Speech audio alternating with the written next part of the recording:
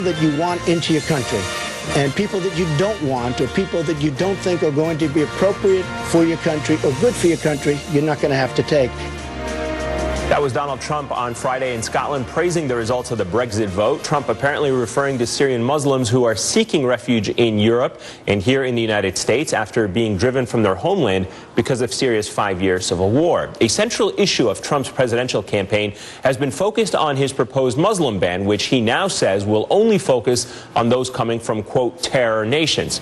Trump has repeatedly singled out Muslims on the campaign trail, calling for exceptional measures, including putting them in a database. My next guest also thinks there's something exceptional about Islam. Joining me now is Shadi Hamid, senior fellow at the Brookings Institution and author of the new book, Islamic Exceptionalism, How the Struggle Over Islam is Reshaping the World. Shadi, good to have you with us. Hi, Ayman. Let's talk a little bit about this, I guess, thesis, if you will, of how Islam is reshaping the world, particularly in the context of what we've seen unfold in U.S. presidential politics over the past year. Yeah, so, I mean, one of the arguments I make in the book is that Islam is exceptional in how it relates to politics. So it's been resistant to secularism and secularization in the Middle East and beyond. So Islam does seem to play an outsized role in politics. But I would say that that's neither good nor bad. It just is a reality in the Middle East, and it's something that we have to come to terms with, understand, and accommodate. People should be able to express their religion the way they want, as long as they do it legally and through a peaceful, democratic process. Now, how that relates to Trump might also agree with some parts of that and say that Islam is fundamentally different, but he obviously sees that as a bad thing, and he's said things before like Islam hates us. And what I would recommend to people like Trump and his supporters is that Islam, and this is something that I've realized more and more as a Muslim myself, Islam is a complicated religion, and I think that those who come from a secular background or a Christian background have to make an extra effort to understand Islam in a more nuanced, constructive way. It doesn't have to look the way we as Americans want it to. Islam doesn't have to follow the same path Christianity did of a reformation, then enlightenment, then secularism. It's okay for us to be different and to have different approaches to religion, but we have to, I think, respect those differences and not see it as automatically bad.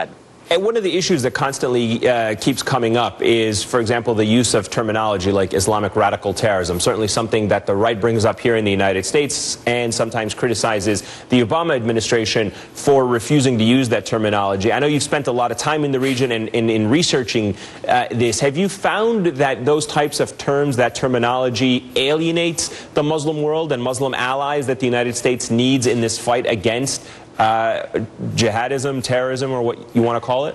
Well, I think if we had this conversation 5 years ago, I wouldn't have cared that much about the use of radical Islam.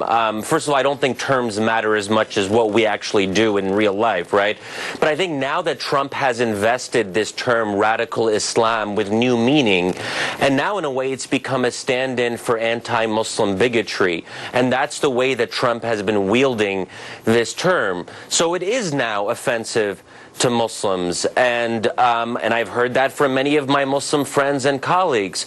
So when we have more precise alternatives that we can use, why focus on this particular combination of words? So we have radical Islamism, radical jihadism, Islamic extremism.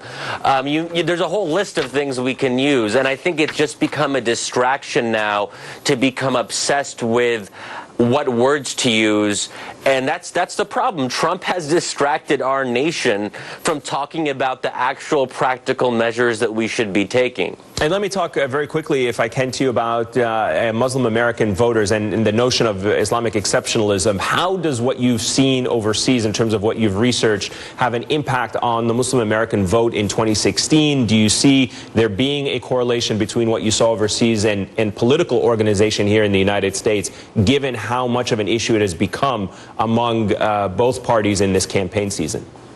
So the frustrating thing here is that Trump is actually wrong about this idea that Muslims aren't assimilating in the U.S. That is a problem in places like France, where there is a clash of cultures. So if you are a religious Muslim in France and you want to wear the headscarf, France's aggressive secularism doesn't give you much space for that. I think the great thing about the U.S.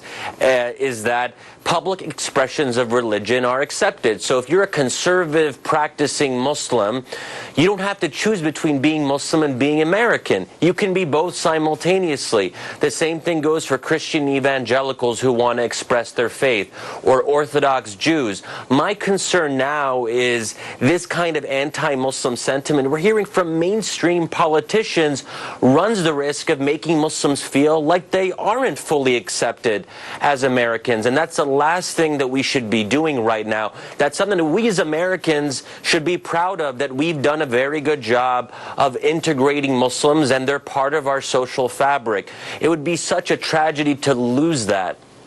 All right, Shadi Hamid, author of the book Islamic Exceptionalism, How the Struggle Over Islam is Reshaping the World. Thank you very much for joining us this Sunday afternoon. Thanks for having me, Ayman.